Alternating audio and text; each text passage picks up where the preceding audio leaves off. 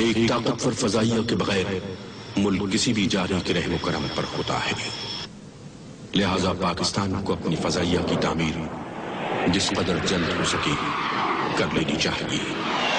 یہ ایسی باکمال فضائیہ ہو جو دنیا کی کسی بھی فضائی قوت سے کم تر درجے کی نہ ہو۔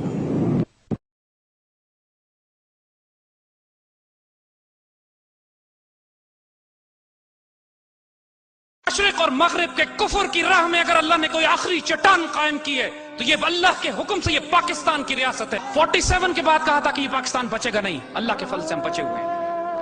1971 کے بعد جب غداری سے انہوں نے ہمیں چوٹ لگائی، انہوں نے کہا پاکستان بچے گا نہیں، اللہ کے فضل سے ہم بچے ہوئے ہیں۔ جب ہم نے سوویت یونین سے ٹکر لی، دنیا نے کہا اب تو پاکستان بچے گا ہی نہیں، ہم ہیں وہ نہیں ہیں۔ جب ہم نے ایٹمی پروگرام اپنا شروع کیا تو ہنری کسنجر لاہور میں آ کے تھریٹ کرتا ہے we'll make a horrible example out of you۔ اللہ کے فضل سے we are still here and we'll make a horrible example out of you۔ انہوں نے پاکستان پر سینکشنز لگائیں کہ پاکستان کبھی ایٹمی طاقت نہ بن سکے۔ ہماری اس جنریشن میں جو 70s اور 80s میں ہمارے بڑے گزرے ہیں، اس میں جو ہمارے سائنسدان ہیں، ہماری تاریخ کا سب سے سیکرٹ آپریشن تھا یہ۔ پوری دنیا میں مسلمان، ہمارے آپ جیسے گریجویٹس، پورے بچے پھیل گئے، اپنی زندگیاں تباہ برباد کر دی۔ ہمارے سینکڑوں بچے ایسے ہیں، ینگ سائنٹسٹس، ہمارے ایجنٹس، ہمارے ISI ملٹری انٹیلیجنس کے ایسے افراد جو پوری دنیا میں پھیل گئے تھے اس وقت پاکستان کے لیے ایٹمی ہتھیار، ایٹمی پارٹس کے پرزے جمع کرنے کے لیے، جو پوری دنیا میں مارے گئے اور ہم کو آج پتہ بھی نہیں ہے کہ وہ کن گلیوں میں، کن تاریک راستوں میں شہید ہوئے۔ لیکن ٹکڑے ٹکڑے کر کے یہ چیزیں پاکستان پہنچنا شروع ہوئی اور کفر کے پورے زور لگانے کے باوجود الحمدللہ 80 کی دہائی میں اللہ کے حکم سے ہم ایک ایٹمی طاقت بن چکے تھے، لیکن ہم نے اس کا اعلان نہیں کیا۔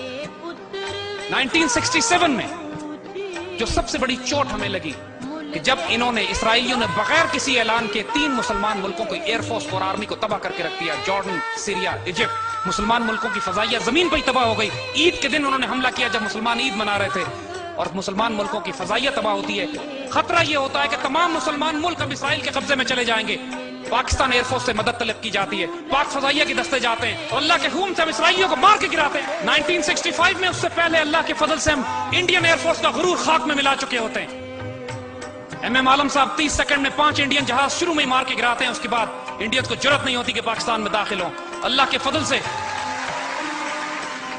1967 میں بھی ڈسٹروائے دی اسرائیلی ایئر فورس۔ ان کا خطرہ جو مسلمان ملت کو ہوتا ہے وہ ٹل جاتا ہے۔ 74 میں ایک دفعہ پھر مسلمان ملت چیلنج ہوتی ہے، یہ عرب اسرائیلی جنگ پھر ہوتی ہے، پھر پاک فوج جاتی ہے، پاکستان ایئر فورس جاتی ہے، ہمارے ایئر ڈیفنس یونٹس جاتے ہیں اور پھر مسلمان ملکوں کا دفاع کیا جاتا ہے۔ 1995-96 میں بوسنیا خطرے میں پڑتا ہے، پھر پاکستان فوج کے دستے وہاں پہ سربز کے خلاف مقابلہ کرتے ہیں، اور آج یورپ میں اگر کوئی مسلمان ملک ہے صرف اس لیے کہ اللہ کے فضل سے پاکستان نے ان کی مدد کی تھی۔ 1981 میں اسرائیلیوں نے عراق کا ایٹمی ری ایکٹر تباہ کیا، 84 میں یہ پاکستان کا ایٹمی ری ایکٹر تباہ کرنے کے لیے آئے تھے۔ اس وقت ہمارے پاس F-16 تھے، لیکن F-16 کی ہماری اتنی رینج نہیں تھی کہ ہم اسرائیل پہ جوابی کارروائی کرتے اور واپس آتے۔ پاکستان نے تھریٹ کیا دہلی کو اور اسرائیل کو، دونوں کو، کہ ہمیں نہیں پتا جہاز کس طرف سے آئیں گے، ہمیں نہیں پتا جہاز کی وارننگ، اس کے اوپر مارکنگ کس کی ہوگی۔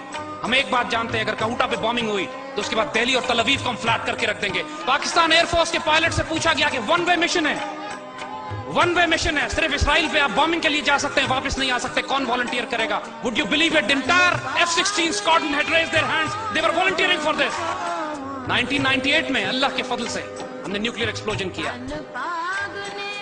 اور اللہ کے فضل سے انڈونیشیا سے لے کر موراکو تک مسلمانوں نے اس طرح چراغاں کیا جیسے پوری امت مسلمہ میں عید کا دن اس دن تھا، 28 مئی 1998۔